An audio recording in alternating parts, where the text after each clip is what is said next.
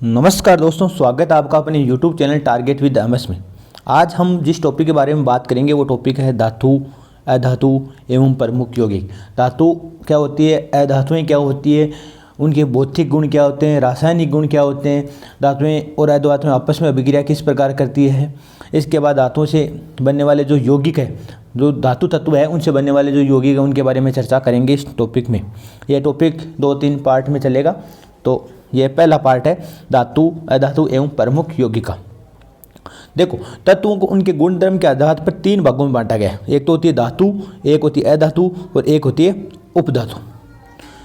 धातु, अधातु और उपधातु, अपनी 2 ही चीज़ें पढ़नी है, धातु और अधातु पढ़नी है अपन को। जैसे हम आवर्त सारणी पढ़ते हैं, जो साइंस वाले विद्यार्थी हैं उनको पता होगा, जिस प्रकार हम आवर्त सारणी पढ़ते हैं तो उनमें से धातुओं को, अधातुओं और उपधातुओं को पहचानना आसान होता है थोड़ा सा। तो धातुएं, अधातुएं और उपधातुएं तीनों उसमें पाई जाती है आवर्त सारणी में। तो हम तत्वों को उनके गुणों के आधार पर या उनके गुण धर्मों के आधार पर 3 भागों में बांटते हैं, एक धातु, एक अधातु और एक उपधातु। तो हम पढ़ेंगे पहले धातुओं के बारे में। तो धातुओं की, देखो, धातुओं के बारे में पढ़ेंगे। धातुओं की सबसे पहले हम पढ़ेंगे भौतिक गुण। भौतिक गुणों के आधार पर धातुओं की जानकारी प्राप्त कर सकते हैं अपन कि धातुएं क्या होती है। तो होते सभी तत्व है, लेकिन धातुएं कौन से तत्व धातु कहलाते हैं, कौन से तत्व अधातु कहलाते हैं, तो इनके बारे में अध्ययन करें। तो धातुओं के भौतिक गुण क्या होते हैं, मैंने अभी पिछले आपको चैप्टर में बताया था कि भौतिक गुण होते क्या है। जो बाहर से दिखाई देते हैं वही भौतिक गुण है, जैसे अवस्था है, रंग है, ये सब भौतिक गुण में आते हैं। तो हम बात करें धातुओं के भौतिक गुण की, तो पहला भौतिक गुण आता है धात्विक चमक। धात्विक चमक, तो धातुएं अपने शुद्ध रूप में चमकदार होती है। धातुएं क्या होती है, चमकीली होती है। अगर अधातुओं की बात करें तो वो चमकहीन होती है, अधातुएं चमकीली नहीं होती। तो ये धातुओं का एक गुण है कि धातुएं क्या होती है, चमकीली होती है, चमकदार होती है। अपने अगर शुद्ध रूप की बात करें, देखो मिश्र धातु की बात अलग है, अगर हम शुद्ध धातु की बात करें, एकदम प्योर धातु है तो वो चमकीली होती है। जैसे आपने देखा होगा सोना, चांदी, कांच, ये सब चमकीली धातुएं हैं। तो जितनी भी एल्यूमिनियम को देख लो आप, ये धातुएं क्या होती है, चमकीली होती है। दूसरी बात, धातुएं प्राकृतिक रूप से कठोर होती है।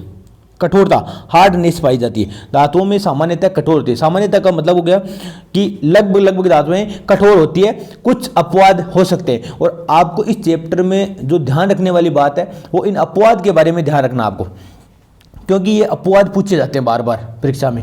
क्योंकि परीक्षा में अगर प्रश्न बनेगा तो इन अपवाद से ही बनता है, गुणों से कम बनता है। क्योंकि गुण तो लगभग विद्यार्थी याद रखते हैं, कुछ अपवाद है, कुछ जो भौतिक गुणों का पालन नहीं करती। जरूरी नहीं है हर चीज, हर धातु इन नियमों का पालन करे या इन भौतिक गुणों का पालन करे, कुछ अपवाद भी होती है और इन अपवाद से ही प्रश्न पूछे जाते हैं। तो देखो, धातुएं सामान्य रूप से क्या होती है, कठोर होती है। प्रत्येक धातु की कठोरता अलग अलग होती है। हो सकता है कुछ धातु ज़्यादा कठोर हो, कुछ कम कठोर हो, परंतु कुछ धातुएं जिनमें सारी धातु, जैसे एक तो लिथियम, सोडियम और पोटेशियम, ये 3 धातुएं इतनी मुलायम होती है कि इन्हें चाकू से काटा जा सकता है और इनके घनत्व और गलना क्या होते हैं, कम होते हैं।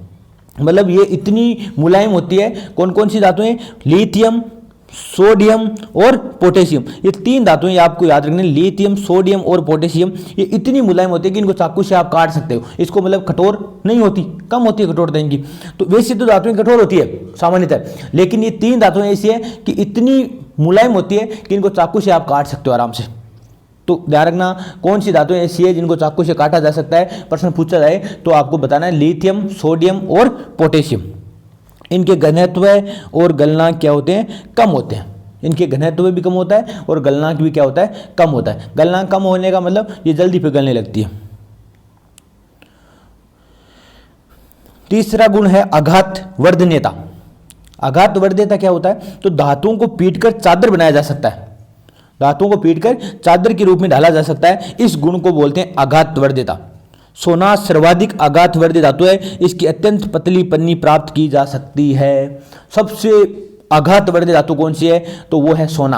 आपने देखा होगा कि सोने के जो आभूषण बनाए जाते हैं वो इतने पतले तक बनाए जा सकते हैं, इतनी पतली पन्नी तक प्राप्त की जा सकती है, सोने की पतली पन्नी प्राप्त की जा सकती है। आपने देखा होगा कि लोहे जैसी धातुओं को पीट कर चादर बनाई जाती है। तो ये सब क्या होता है, तो ये आघातवर्ध्य गुण है। धातुओं का एक गुण है कि इनको आप चादर के रूप में डाल सकते हो, पतली पन्नी के रूप में डाल सकते हो, इनको पीट कर चादर बना सकते हो। लेकिन अ धातुओं में ऐसा नहीं होता, क्योंकि अ धातुओं को पीटने पर ये भंगुर होती है, टूट जाती है धातुएं। लेकिन ये धातुएं क्या होती है, ये इसमें आघात वर्धनीयता गुण पाया जाता है, तो ये आघात वर्धनीयता की वजह से इनको चादर के रूप में डाला जा सकता है। तो पहला गुण हो गया आपके धात्विक चमक, दूसरा गुण हो गया कठोरता, और तीसरा गुण हो गया आघात वर्धनीयता। चौथा गुण है तन्यता। तन्यता को मतलब होता है कि इसको तार के रूप में डाला जा सकता है। धातु के पतले तार के रूप में खींचने की जो क्षमता है वो तन्यता कहते हैं। धातुओं को पतला तार खींचा जा सकता है, और ये खींचने की जो क्षमता है वही क्या कहलाती है, तन्यता कहलाती है। और सोना सर्वाधिक तन्य धातु है। देखो आघात वर्धनीय, सर्वाधिक आघात वर्धनीय धातु कौन सी है, तो भी सोना है। सर्वाधिक तन्य धातु कौन सी है, सोना है। और कहा जाता है कि 1 ग्राम सोने से 2 किलोमीटर लंबा तार बनाया जा सकता है। 1 ग्राम सोना है, उससे 2 किलोमीटर लंबा तार बना सकते हैं अपन। 1 ग्राम सोने से, मात्र 1 ग्राम सोने से 2 किलोमीटर लंबा तार बना सकते हैं। इसका मतलब ये बहुत ज्यादा तन्य धातु है सोना। उसके बाद चांदी तन्य धातु में आती है। जितनी भी धातुएं आपने देखा होगा, तार लोहे, चांदी, तांबा इनके ही बनाए जाते हैं, एल्यूमिनियम इनके बनते हैं। तो ये धातुएं होती हैं, इनके ये तन्यता गुण होता है, क्योंकि इनका तार खींच सकते हैं। लेकिन आपके अधातुओं में ऐसा नहीं होता। अगला गुण है ध्वनिक। कौन सा गुण है, ध्वनिक, सोनोरस। ये इंग्लिश का शब्द भी इसका याद रखना, सोनोरस। सामान्यतः धातुएं कठोर सतह पर टकराने पर घंटी जैसी आवाज उत्पन्न करती है। तो ये धातुएं जो आवाज उत्पन्न करती है आपस में टकराने पर या किसी कठोर सतह से टकराने पर धातुएं आवाज उत्पन्न करती है, इस गुण को बोलते हैं ध्वनिक। क्या बोलते हैं, ध्वनिक गुण बोलते हैं। ध्वनिक या ध्वनिक या सोनोरस, दोनों तीनों शब्द याद रखना, ध्वनिक, ध्वनिक और सोनोरस। तो क्योंकि धातुएं कोई कठोर, जैसे आपने देखा होगा स्कूल में पहले जो घंटी लगी होती थी वो इसी रूप में लगी होती थी, उनको टकराने पर घंटी जैसी आवाज आती थी। या धातुओं से ही, लोहे की धातु से ही, पटरी से, इस प्रकार से आपके घंटे स्कूल बनी होती थी। आपने मंदिर में जो घंटी देखी होगी कांसे की या जो पित्तल की जो घंटी होती है, वो भी किसी ठोस सतह से टकराने पर आवाज उत्पन्न करती है। तो इस गुण को क्या बोलते हैं, ध्वनिक। जबकि अधातुओं में ऐसा नहीं होता। अगला गुण है उष्मा चालकता। क्या, उष्मा चालकता। एक होता है उष्मा चालकता और एक होता है विद्युत चालकता। उष्मा चालकता का मतलब उसमें उष्मा का प्रवाह हो रहा है, और विद्युत चालकता का मतलब उसमें विद्युत का प्रवाह हो रहा है। तो धातुएं उष्मा की चालक होती है, धातुएं उष्मा की चालक होती है। चालक का मतलब देखो, उष्मा की चालक का मतलब आपको क्या हो गया, अगर आप लोहे की किसी रोड या लोहे की किसी भी सिरे को आप गर्म करते हैं, अगर एक साइड गर्म करते हैं तो दूसरा सिरा भी गर्म हो जाता है कुछ समय बाद में। आपने देखा होगा कि कोई भी चीज को, लोहे को अगर गर्म करोगे तो दूसरा सिरा एकदम गर्म हो जाएगा। तो ये गुण क्या कहलाता है, उष्मा की चालकता कहलाती है। क्या कहलाती है, उष्मा की चालकता। तो धातुएं हैं वो उष्मा की चालक होती है। सिल्वर, चांदी, कॉपर, तांबा सब उष्मा के सबसे अच्छे चालक है। तो उष्मा का सबसे अच्छा चालक होता है सिल्वर, ध्यान रखना। सबसे अच्छा चालक कौन सा है, सिल्वर। उसके बाद 2 नंबर है कॉपर, जिसमें सिल्वर की चालकता कॉपर से ज्यादा होती है। सिल्वर की चालकता किससे ज्यादा होती है, कॉपर से। सर्वाधिक चालक धातु, उष्मा की चालक धातु कौन सी है, तो वो है सिल्वर। सिल्वर का मतलब चांदी। दूसरी है कॉपर, और इनकी कॉपर को मतलब तांबा होता है। कॉपर का मतलब, कॉपर, तांबे को विज्ञान की भाषा में कॉपर कहते हैं अपन, प्रतीक के नाम से इनके क्यूप्रस से कॉपर बना है। इनकी तुलना में लेड और मरकरी उष्मा के कुछ चालक है। जबकि देखो अपवाद दे दो, लेड का मतलब होता है आपके कांच, पीबी, लेड या कांच। तो ये कांच और जो मरकरी है, मरकरी का मतलब होता है पारा, ये दोनों उष्मा की क्या है, कुछ चालक है। ये उष्मा का चालन नहीं करती। तो आप ध्यान में रखना, ये 2 अपवाद है, लेड और मरकरी उष्मा की कुचालक है, जबकि सामान्यतः धातु क्या होती है, उष्मा की चालक होती है। उष्मा की चालक होती है। आपने देखा होगा सब्जी बनाते समय जो, जिससे भी अपन सब्जी बनाते हैं, तो वो जो पात्र है उसको अगर एक सिरे को गर्म कर रहे हैं तो दूसरा सिरा भी गर्म हो जाएगा। या कोई जो सब्जी के अंदर अगर आपने मान लो चम्मच वगैरह रख दी, तो वो चम्मच अगर अंदर से गर्म हो रहे तो वो बाहर से भी गर्म हो जाएगी। तो इस प्रकार के विद्युत उष्मा की चालकता कहलाती है। अभी एक पिछली शायद रीट भर्ती परीक्षा में एक प्रश्न पूछा गया था, जो डेट 2022 हुई थी, उसमें कि अगर किसी लोहे की राड को का एक सिरा छाया से बाहर मतलब धूप में रखा हुआ है और एक सिरा छाया में रखा है, तो क्या दूसरा सिरा जो छाया में रखा है वो भी गर्म हो जाएगा क्या? तो बिल्कुल, अगर एक सिरा बाहर रखा हुआ है और उसमें उष्मा का प्रवाह होगा, उष्मा वो गर्म होगा, तो उसका उष्मा का प्रवाह उस ताप से निम्न ताप की होगा और दूसरी सिरा भी गर्म हो जाएगा। तो ये प्रश्न पूछा गया था। तो ध्यान रखना ऊष्मा की चालकता, तो सबसे उसमें चालक धातु कौन सी है, तो वो सिल्वर, दूसरी है कॉपर। जबकि कौन सी ऐसी दो धातुएं हैं जो ऊष्मा का चालन नहीं करती, तो मरकरी और आपके लेड। विद्युत चालकता, इसके बाद पढ़ते हैं विद्युत चालकता। तो ये गुण होता है विद्युत का चालन करती है। आपने देखा होगा जितने भी तार बने होते हैं जिनसे विद्युत धारा प्रवाहित होती है, ये सब धातुओं के ही बने होते हैं, अधातुओं के नहीं बने होते। तो सामान्य धातुएं क्या होती है, विद्युत की चालक होती है। विद्युत का सर्वोत्तम चालक सिल्वर होता है, सबसे उत्तम चालक। अगर ऐसी धातु जिससे सर्वाधिक विद्युत का प्रवाह हो सकता है, आसानी से विद्युत का प्रवाह हो सकता है, तो वो होता है सिल्वर, चांदी।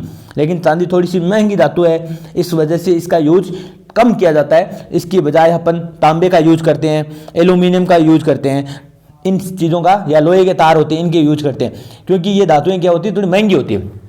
सिल्वर धातुएं महंगी है, चांदी महंगी है, इस वजह से हम चांदी के तारों का उपयोग नहीं करते। लेकिन सबसे अधिक विद्युत चालक धातु कौन सी है, तो वो है सिल्वर। इसके बाद क्रम से कौन सी है, कॉपर, उसके बाद सोना, उसके बाद एल्यूमिनियम, उसके बाद टंगस्टन का स्थान आता है। टंगस्टन धातु होती है जो आपके बल्बों में लगती है ना, बल्बों का जो फिलामेंट बना होता है अंदर, वो टंगस्टन का ही बना होता है।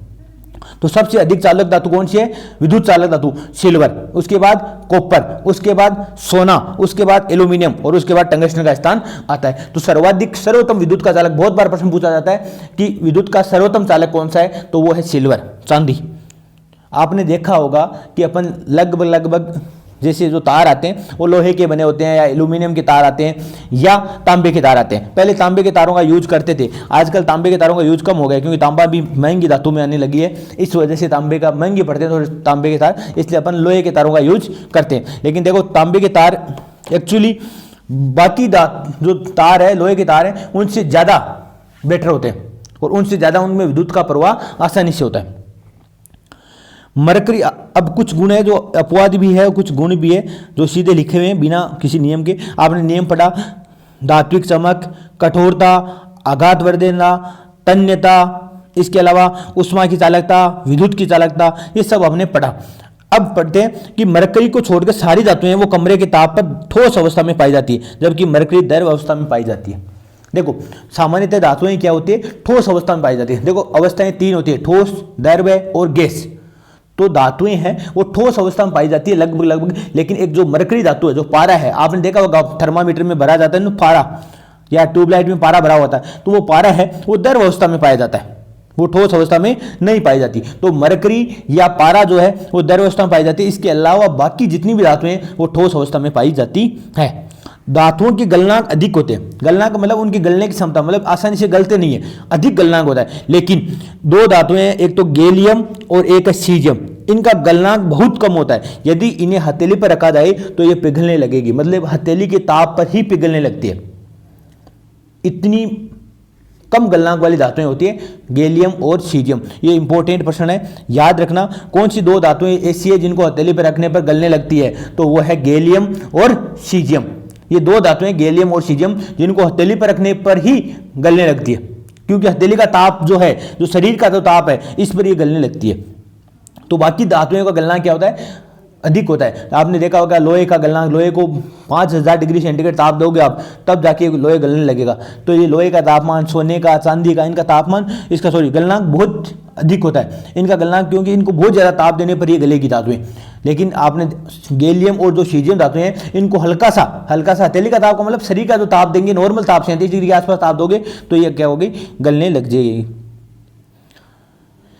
कुछ धातुओं के उदाहरण आपको बता दूं कि कौन कौन सी धातुएं हैं। वैसे तो देखो अगर साइंस आप बैकग्राउंड से आते हैं तो इनको आपको ये उदाहरण वैसे रटने की आवश्यकता नहीं है, आपको एक बार पढ़ लेना, क्योंकि याद करने के नहीं पूछा जाता। इनमें से ज़्यादा प्रश्न ऐसे हार्ड धातुएं नहीं पूछी जाती, आपके अजीब से नाम नहीं आएंगे तो सामान्य नाम आएंगे।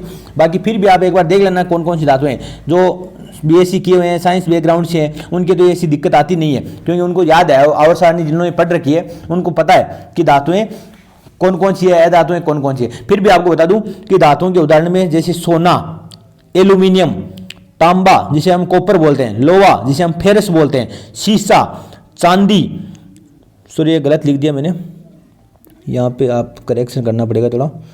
ये जो चांदी नहीं है, ये है आपके कॉपर की जगह चांदी, कॉस्ट्यूम लिखना है सिल्वर, सिल्वर बोलते हैं चांदी को, क्या बोलते हैं? सिल्वर। तांबे को बोलते हैं कॉपर। ये कोई मिस टाइप से गलती से लिखा हुआ है, तो सिल्वर बोलते हैं, चांदी को क्या बोलते हैं? Silver. Platinum, potassium, beryllium, zinc, calcium, cadmium, barium, निकल, मैग्नीशियम, मैग्नीज, पारा या mercury, molybdenum, thorium, uranium, lithium, cobalt, bismuth. ये सब क्या है? धातुओं के उदाहरण है। किसके उदाहरण है? धातुओं के उदाहरण। अब हम पढ़ेंगे अधातुओं के भौतिक गुण, कि अधातुओं के भौतिक गुण कौन कौन से होते हैं। तो अधातुएं धातुओं की तुलना में अधातुओं की संख्या कम होती है, मतलब ये अधातुएं कम पाई जाती है। धातुएं ज़्यादा है, अधातुएं कम है, तो धातुओं की तुलना में अधातुओं की संख्या क्या होती है? कम होती है। अधातुएं ठोस, द्रव व गैस तीनों अवस्था में पाई जाती है। देखो वैसे तो अधिकांश जो अधातुएं हैं वो एक तो ठोस अवस्था में पाई जाएगी या गैसीय अवस्था में पाई जाएगी, लेकिन ब्रोमीन धातु ऐसी है जो द्रव अवस्था में पाई जाती है। इस वजह से क्या होती है? ठोस, गैस और द्रव तीनों अवस्था में पाई जाती है। अधिकांश अधातुएं हैं या तो ठोस होती है या गैस होती है। देखो अधिकांश अधातुएं जो है, ज्यादातर अधातुएं वो है जो या तो ठोस अवस्था में पाई जाएगी या गैस अवस्था में, लेकिन ब्रोमीन ऐसी अधातु है जो द्रव अवस्था में पाई जाती है। मैंने आपको बताया कि धातुओं ठोस अवस्था में पाई जाती है, लेकिन जो पारा या मरकरी धातु है वो आपके द्रव अवस्था में पाई जाती है। इसी प्रकार बाकी धातुएं जो है वो ठोस है, गैस, बाकी अधातुएं ठोस या गैस अवस्था में पाई जाएगी, लेकिन ब्रोमीन ऐसी धातु है जो द्रव अवस्था में पाई जाती है। इंपॉर्टेंट प्रश्न है, पूछा जा रहा है, बार बार परीक्षाओं में पूछा जाता है कि कौन सी धातु है जो द्रव अवस्था में पाई जाती है, तो वो है ब्रोमीन। कौन सी है? ब्रोमीन।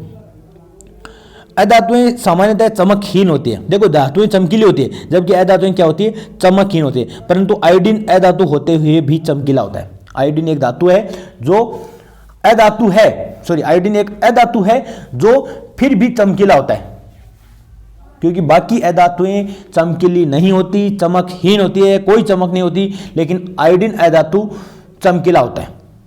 आयोडीन को काटने पर आपने देखा होगा कि आयोडीन चमकीला होता है, तो आप ध्यान में रखना आयोडीन ऐसी अधातु है जो चमकीली होती है। अधातुओं की गलनांक व क्वथनांक कम होते हैं। ये सामान्यतः मुलायम होती है। क्या होती है? मुलायम होती है, नरम होती है। इनके गलनांक, क्वथनांक कम होता है। क्वथनांक का मतलब ऐसा ताप जिस पर द्रव है वो गैस बनने लगे। जैसे पानी का तापमान होता है 100 डिग्री सेंटीग्रेड, क्वथनांक होता है, और उस पर क्या होता है, जो अगर पानी को आप 100 डिग्री सेंटीग्रेड ताप दोगे तो वो क्या होगा? भाप बनने लगेगा। तो ये इसका क्वथनांक कहलाता है। जिससे द्रव गैस अवस्था में चेंज हो वो क्वथनांक होता है। तो अधातुओं के गलनांक और क्वथनांक होते हैं कम, लेकिन हीरे और ग्रेफाइट का गलनांक अत्यंत उच्च होता है। और हीरा सबसे कठोर प्राकृतिक पदार्थ है। अपने जितनी भी प्रकृति में जो पदार्थ पाए जाते हैं उनमें सबसे कठोर पदार्थ की बात की जाए तो वो है हीरा।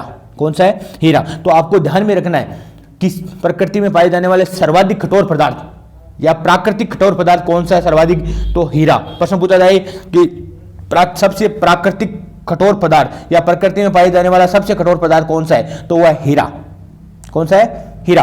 पूछ ले मानव शरीर का सबसे कठोर पदार्थ, तो वो है इनेमल, जो दांतों में पाया जाता है। ये भी प्रश्न पूछा जाता है बार बार, तो ये भी आप ध्यान में रखना। इनेमल क्या बोलते हैं? इनेमल।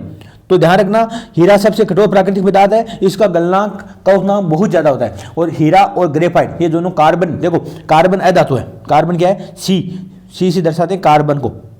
कार्बन क्या? अधातु। और कार्बन अलग अलग रूपों में पाया जाता है, जैसे हीरा, ग्रेफाइट, फुलरिन, तो इन रूपों में पाया जाता है। जब जो हीरा और ग्रेफाइट है उनके गलनांक और क्वथनांक अधिक होते हैं, इस वजह से ये आपके अधातुओं की तुलना में थोड़ा सा एक अपवाद कहलाते हैं। अधातुएं विद्युत की कुचालक होती है। देखो धातुएं विद्युत की सुचालक होती है, मतलब विद्युत का उष्मा का प्रवाह होता है धातु में, जबकि अधातु में ऐसा नहीं होता। अधातु में विद्युत की क्या होती है? कुचालक होती है। परंतु ग्रेफाइट विद्युत का सुचालक होता है। कार्बन का अपरूप है, ग्रेफाइट अधातु है, फिर भी विद्युत का क्या करता है? चालन करता है, विद्युत का सुचालक। देखो ग्रेफाइट की मैं बात की जाए तो आपने देखी होगी पेंसिल देखी होगी, तो पेंसिल में जो ये पेंसिल से जिससे हम लिखते हैं पेंसिल में, वो जो ब्लैक पदार्थ है वो ग्रेफाइट का होता है। किसका होता है? ग्रेफाइट का होता है। तो ग्रेफाइट विद्युत का चालन करता है। आप में कभी भी आप अगर प्रयोग करना चाहिए तो आप देख सकते हैं, अगर किसी पेंसिल को ले लो, दोनों साइड से छील लो, और अगर आप विद्युत धारा का प्रवाह कर रहे हैं एक तार में, तो अगर तार को बीच से काट कर आप उनके दोनों पेंसिल के सिरे से लगाओगे तो भी बल्ब जल उठेगा। इसका मतलब ये विद्युत का चालन करता है। बाकी अधातुएं आप कोई भी उठा के ले लो, उनमें विद्युत का चालन नहीं होगा। तो ध्यान रखना ग्रेफाइट विद्युत का चालन करती है। बहुत बार पूछा जाता है ऐसा कार्बन का कौन सा अपरूप है जो विद्युत का चालन करता है या विद्युत का सुचालक है? तो वो है ग्रेफाइट। तो ये ध्यान रखना। देखो ये अपवाद ही पूछे जाते हैं बार बार परीक्षा में। कार्बन ऐसी धातु है जो विभिन्न रूपों में विद्यमान रहती है। प्रत्येक रूप को क्या बोलते हैं? अपर रूप बोलते हैं। क्या बोलते हैं? अपर रूप। हीरा, ग्रेफाइट, फुलरिन ये कार्बन के अपरूप है। कुछ अधातुओं के उदाहरण की बात की जाए तो देखो अधातुओं में जो गैसें हैं वो है hydrogen, nitrogen, oxygen, fluorine, neon, chlorine, xenon, helium, radon, ये सभी गैसीय अवस्था में पाई जाती है। तो जितनी भी गैसें हैं आपको एक तो ऐसे याद रखना है, जो गैसें हैं वो क्या है? अधातु हैं। क्या है? अधातु है। और एकमात्र अधातु जो द्रव अवस्था में पाई जाती है वो है ब्रोमीन। कौन सी है? ब्रोमीन। और इसके अलावा कार्बन, कौन सा? Carbon, phosphorus, sulphur, selenium, boron, silicon, iodine, ये क्या है? जो ठोस अवस्था में पाई जाती है वो अधातु हैं। तो अधातुओं के उदाहरणों में आए तो देखो गैसें आएगी hydrogen, nitrogen, oxygen, fluorine, neon, chlorine, xenon, helium, radon, ये सब गैसें। द्रव अवस्था में ब्रोमीन, इसके अलावा carbon, phosphorus, sulphur, selenium, boron, silicon, iodine, ये याद रखना। Carbon, phosphorus, sulphur, selenium, boron, silicon, iodine, ये ठोस अवस्था में। अगर मान लो सामान्य प्रश्न पूछा जाता है, पूछ ले निम्न में से कौन सी अधातु है, तो आपको ये नीचे वाले एग्जाम्पल ध्यान रखना। बाकी गैस वगैरह तो याद रह जाएगी, ब्रोमीन भी याद रख जाए, आयोडीन याद रह जाएगी, कार्बन याद रह जाएगी, फास्फोरस है, सल्फर है, सेलेनियम है, बोरोन है, सिलिकॉन है, ये चीज़ें आपको याद में रखनी है। तो आज इतना ही पढ़ेंगे। आज हमने पढ़ा धातुओं के भौतिक गुण कौन कौन से हैं, अधातुओं के गुण कौन से हैं, कौन कौन से अपवाद है। आप एक काम करना, इन अपवादों को याद कर लेना चाहिए, बहुत अच्छे से इन अपवादों को याद कर लेना, इनसे प्रश्न पूछा जाता है। अब हम पढ़ेंगे धातुओं के रासायनिक गुण क्या होते हैं, अधातुओं के रासायनिक गुण क्या है, जल के साथ दहन करने से या ये जो अभिक्रियाएं हैं वो पढ़ेंगे। इसके बाद हम पढ़ेंगे इनके प्रमुख यौगिक कौन कौन से हैं। तो ये वीडियो 2-3 पार्ट में आएगा। देखो क्लास डालने का पीछे का ये तर्क आपको बता देता हूँ कि तो जैसे मैं थोड़ा सा बिजी रहता हूँ स्कूल वगैरह में, समय मिल नहीं पाता, इस वजह से वीडियो 2-3 दिन 1-2 दिन के बाद ही आएंगे। फिर भी अगर आप कोशिश करो इस वीडियो को ज़्यादा से ज़्यादा शेयर करो, ताकि अगर अच्छे रिस्पांस मिलेगा आपका तो ये वीडियो कंटिन्यू रखे जाएंगे। आज के लिए इतना ही, धन्यवाद। जय हिंद, जय भारत।